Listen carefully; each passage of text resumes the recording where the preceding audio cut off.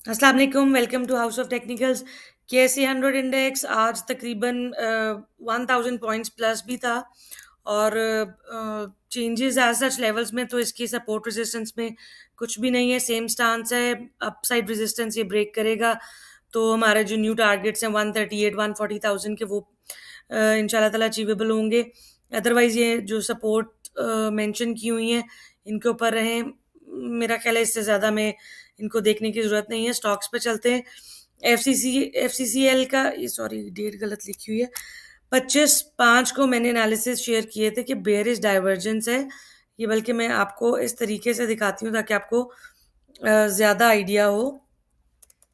जो लोग trading view पे मुझे फॉलो करते हैं वो मेरे एनालिसिस यहाँ से भी आप लोग पिक कर सकते हैं। ये देखिएगा, मैंने 25 मार्च को ये एनालिसिस शेयर किए थे जब ये 46 पे इसने क्लोजिंग दी थी। उस टाइम मैंने कहा था कि बेयरिश डाइवर्जेंस है, important to sustain this level, और उसके बाद इसने एग्जैक्टली 4550 का लो लगाया था। ठीक है, और वापस इसने अपसाइड मूव दिया। आज इसने तकरीबन 47 पॉइंट समथिंग का हाई भी लगाया है। अब अभी जो है इसके लिए थोड़ी सी रेजिस्टेंस है, उसको ये क्रॉस करके इसने सस्टेन करने की कोशिश की है, डॉजी बनी है, लेकिन बेहतर यही है कि इसको यहाँ पर सस्टेन कर लेने दें। तकरीबन 45 लेवल सस्टेन करने दें और फिर इसके अंदर आप अगर कोई एंट्री लेना चाह रहा है तो एंट्री ले, अदरवाइज वेट कर ले। अपसाइड टारगेट जो है इसके डेफिनेटली ये जब 45-50 को सस्टेन करेगा तो हमें दोबारा 49-50 के पास पास हमें नज़र आता है, और अगर ये 49-50 को भी ये क्रॉस करता है तो वी कैन सी अपसाइड। जो चैनल टॉप भी है 52 का, जो मैंने पहले भी जिक्र किया था अपनी पिछली वीडियो में कि 52 का इसका चैनल टॉप है। और वर्स्ट केस में लेट्स सपोज बहुत ज़्यादा सेलिंग प्रेशर आता है मार्केट में, तो ये अपने चैनल बॉटम को भी टेस्ट कर सकते हैं, जो कि तकरीबन 41-42 का लेवल बनता है। ठीक है, इन लेवल्स के ऊपर आप इसको प्ले करें। एक जो और स्टॉक मुझे अच्छा लग रहा है वो एपीएल है, अटक पेट्रोलियम। इसमें 2 बुलिश पैटर्न्स बन रहे हैं, लेकिन इसकी रेजिस्टेंस, इमीडिएट रेजिस्टेंस जो है ये 468 के पास-पास है कि जब तक क्रॉस नहीं करता इसमें फ्रेश एंट्री अभी ना लें। और जो इसके अंदर बैठे हुए हैं वो मेरा ख्याल है इसका स्टॉप लॉस ट्रेल करें एटलीस्ट 445 446 का।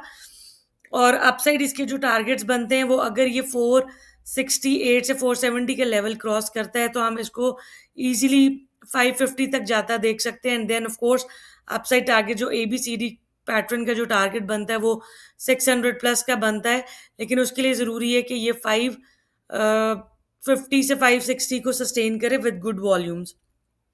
इसमें वॉल्यूम्स थोड़े कम होते हैं, सो आप अगर इसमें कोई बहुत ज़्यादा क्विक ट्रेड लेना चाह रहे हैं तो इसको इनको देख के चले कि वॉल्यूम्स अच्छे लग रहे हो।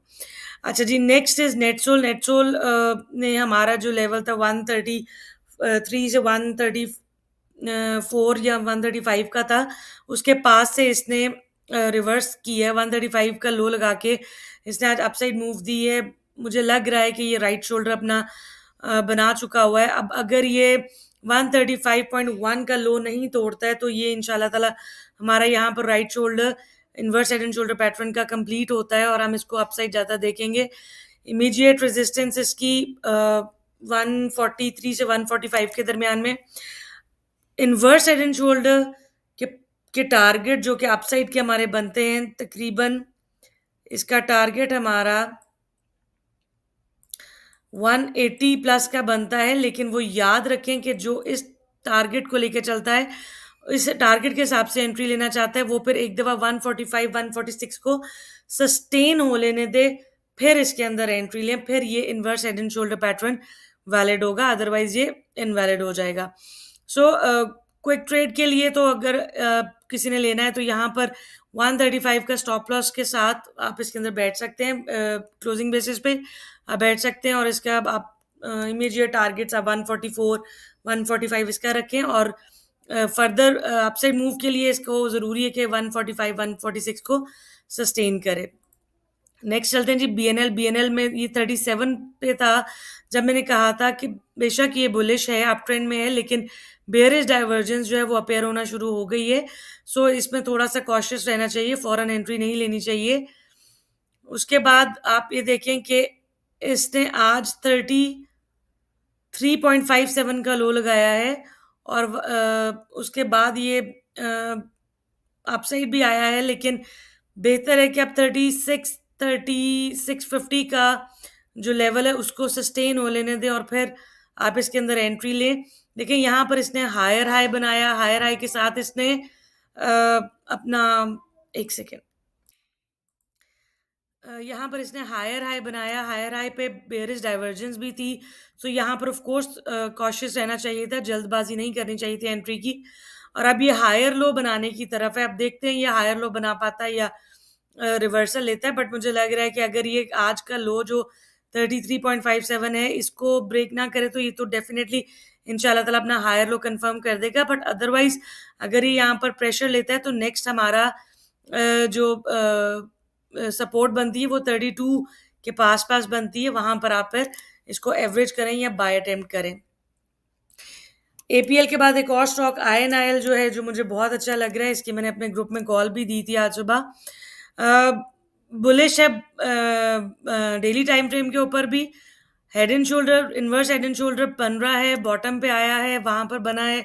सो इसमें अगर ये 155 से 156 की वीकली क्लोजिंग आ जाती है, सो हम इसमें अपसाइड 169 से 170 की मूव देख सकते हैं बड़ी इजीली।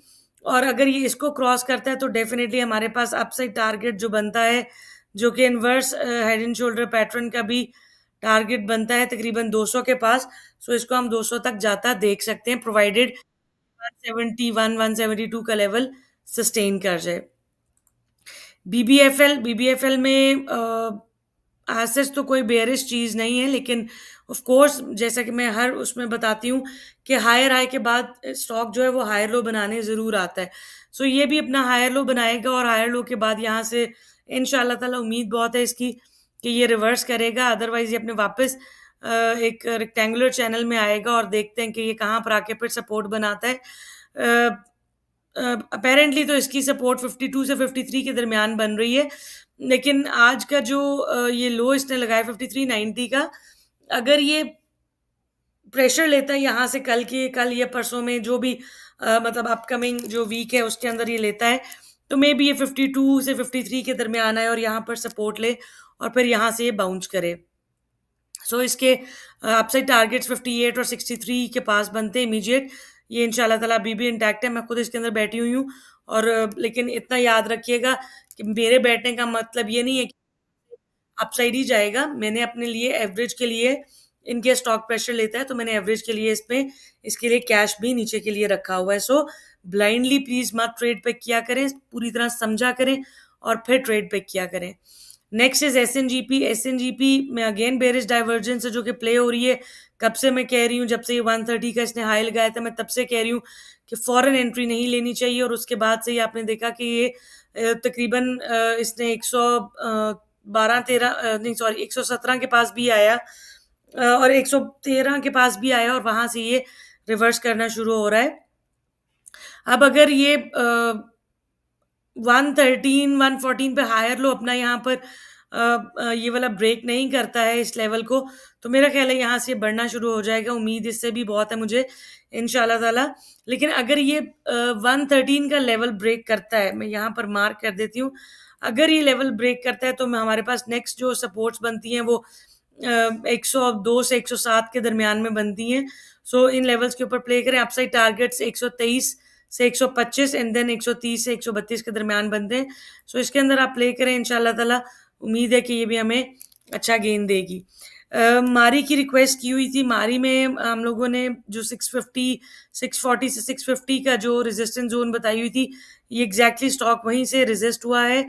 अब जो है यहाँ पर आप देखें, पहला सपोर्ट उसके पास पास ही आया है और आज की कैंडल का लो जो है 612 पे ओपन हुआ और उससे ऊपर इसने क्लोजिंग दी। देखें, इस चीज को आप अंडरस्टैंड करने की कोशिश करें कि जो इसने लो लगाया है, यानी कि बायर्स ने सेलर्स को इससे नीचे स्टॉक को नहीं लाने दिया अभी तक। सो अगर तो इससे ऊपर ऊपर कल की भी क्लोजिंग आ जाती है तो मेरा ख्याल है हम इसको अपसाइड जाता देख सकते हैं। और जो इसकी रेजिस्टेंस है 630 की, ये इसको शायद दोबारा टेस्ट करे और जब 630 को सस्टेन करेगा तो नेक्स्ट इसकी इंपॉर्टेंट रेजिस्टेंस है 660 के पास, वही 650 से 660 के पास दोबारा वहाँ पर आ जाएगी।